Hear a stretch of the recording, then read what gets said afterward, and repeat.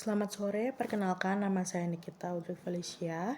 Pada kesempatan kali ini saya akan menjelaskan hasil life mapping yang sudah saya buat.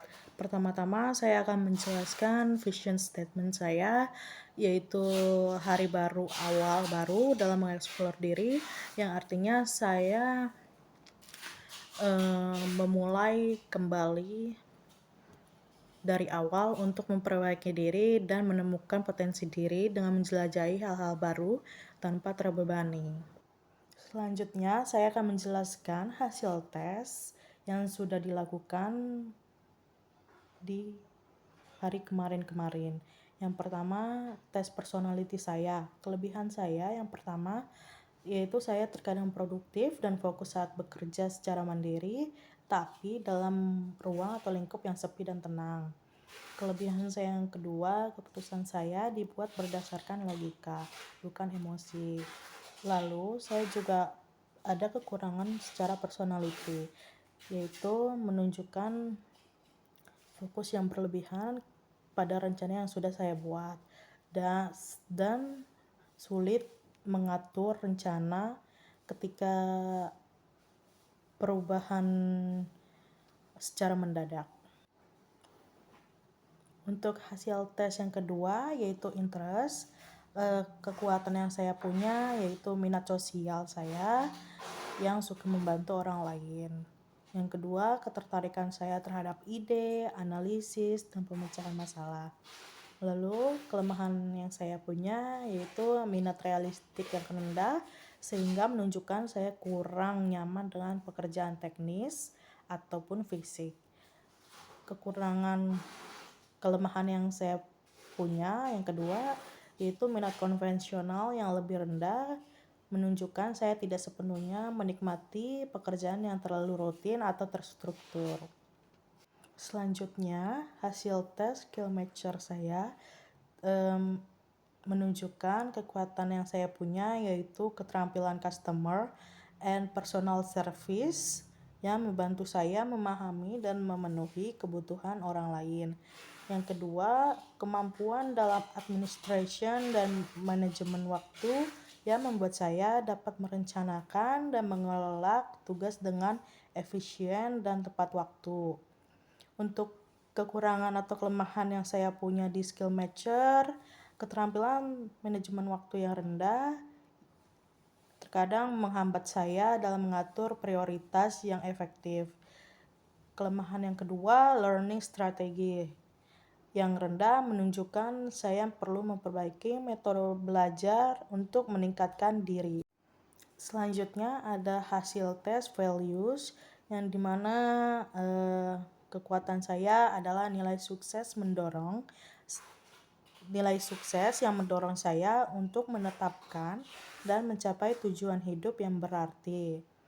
Kekuatan yang kedua adalah nilai helpfulness yang menunjukkan komitmen saya untuk membantu sesama teman. Untuk kelemahan values yang saya miliki, yaitu fokus pada financial stability yang membuat saya terlalu khawatir dari aspek ekonomi. Yang kedua, keinginan berlebihan untuk mendapatkan nilai yang tinggi menyebabkan stres saat tidak memenuhi ekspektasi pribadi saya. Jadi, kesimpulan berdasarkan keempat hasil analisis, saya bisa mengetahui bahwa saya perlu meningkatkan skill pada aspek skill matcher test yang menunjukkan bahwa kemampuan manage waktu, belajar strategi, dan penalaran saya yang masih rendah.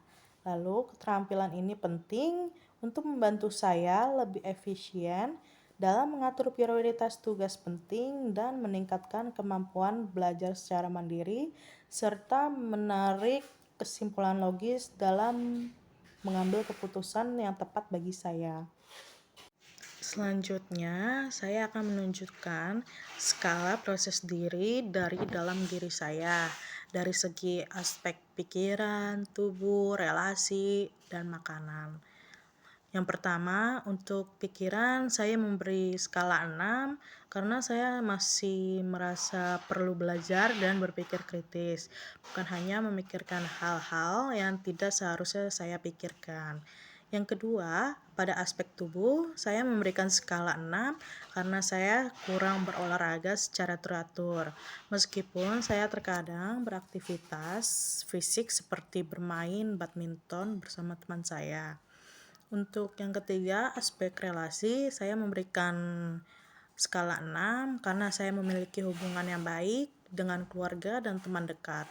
Namun, saya merasa masih perlu memperluas jaringan sosial dan berinteraksi lagi lebih banyak. Untuk selanjutnya, pada aspek makanan, saya memberi skala 5 karena saya masih sering mengonsumsi makanan cepat saji dan tidak selalu memperhatikan pola makan yang sehat.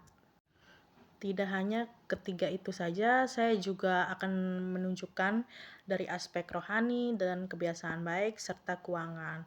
Untuk aspek rohani, saya memberikan skala 7 karena saya masih berusaha untuk menjaga spiritualitas saya yang terkadang masih merasa kurang fokus dan konsisten dalam menjalani kegiatan rohani. Untuk kebiasaan baiknya, saya memberikan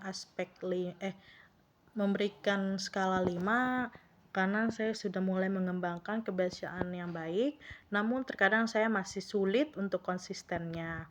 Dalam segi aspek keuangan, saya berada di angka 7 karena menurut saya masih harus belajar lagi mengelola uang dengan bijak, yang terkadang merasa kesulitan dalam menggunakan uang dengan baik. Insight yang saya dapat sendiri sebelum mempelajari dan mendalami pada matkul psikologi dasar, jujur saya merasa bingung tentang rencana karir selanjutnya yang saya ingin tempuh karena saya sama sekali belum memahami dan mengetahui apa yang menjadi faktor ketika harus mempertimbangkan dalam pemilihan karir. Setelah mengikuti mata kuliah psikologi karir dasar, saya menjadi lebih paham tentang pilihan karir yang saya minati dengan sesuai dengan keterampilan saya.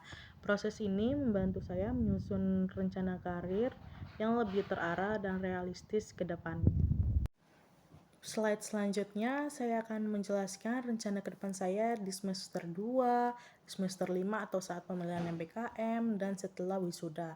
Yang pertama, saya di semester 2 ingin mendapatkan nilai yang bagus dengan IPK minimal 3 dengan menyelesaikan perkuliahan di semester 2, lalu mencari tahu basic HRD seperti apa. Lalu saat MBKM, saya ingin mengambil HRD perbankan untuk pengalaman saya serta meningkatkan keterampilan baru dari HRD tersebut. Lalu setelah wisuda, saya bekerja sebagai HRD di Bank Mandiri. Selanjutnya, saya akan menjelaskan action plan di semester 2 saya seperti yang saya jelaskan tadi. Pertama-tama, saya akan memulai membuat jadwal harian yang terstruktur dengan tujuan yang jelas agar waktu bisa saya manfaatkan secara optimal. Lalu saya akan mengikuti kursus online mandiri untuk meningkatkan kemampuan bahasa dan berguna dalam berkomunikasi serta membuka peluang baru. Selain itu, saya akan rutin membaca jurnal mungkin seminggu 2 kali yang membantu saya memperjelas atau memperluas pengetahuan dan wawasan saya. Lalu akan saya luangkan waktu untuk memperdalam materi kuliah demi mencapai nilai yang memuaskan. Tak hanya itu, saya bergabung dengan komunitas mahasiswa untuk membangun jaringan, pertemanan, serta mendapatkan pengalaman. Lalu bisa mengasah soft skill yang mendukung pengembangan diri saya. Selanjutnya, saya akan menjelaskan action plan saat pemilihan MBKM. Yang pertama, saya akan memulai dengan mencari informasi tentang MBKM kampus untuk menentukan pilihan yang paling sesuai. Lalu, mempersiapkan semua berkas pendaftaran dan mendaftar sambil memahami syarat dan prosedur.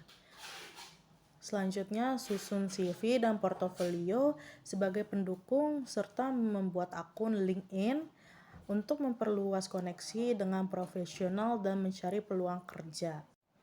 Lalu yang terakhir, action plan yang saya lakukan saat wisuda, yaitu melakukan evaluasi diri untuk memastikan kesiapan mental kerja, lalu mencari peluang di bidang HRD perbankan, susun CV dan lamaran, mengikuti wawancara dan lolos, lalu membangun koneksi untuk memperluas jaringan serta peluang kerja. Dengan demikian, presentasi mengenai rencana-rencana saya ke depannya, harapan saya rencana yang sudah saya siapkan dapat berjalan dengan lancar. Atas perhatian dan kesediaan waktu saya, ucapkan banyak terima kasih kepada dosen pengampu dan tim yang sudah memberikan kesempatan untuk mempresentasikan rencana-rencana saya. Terima kasih.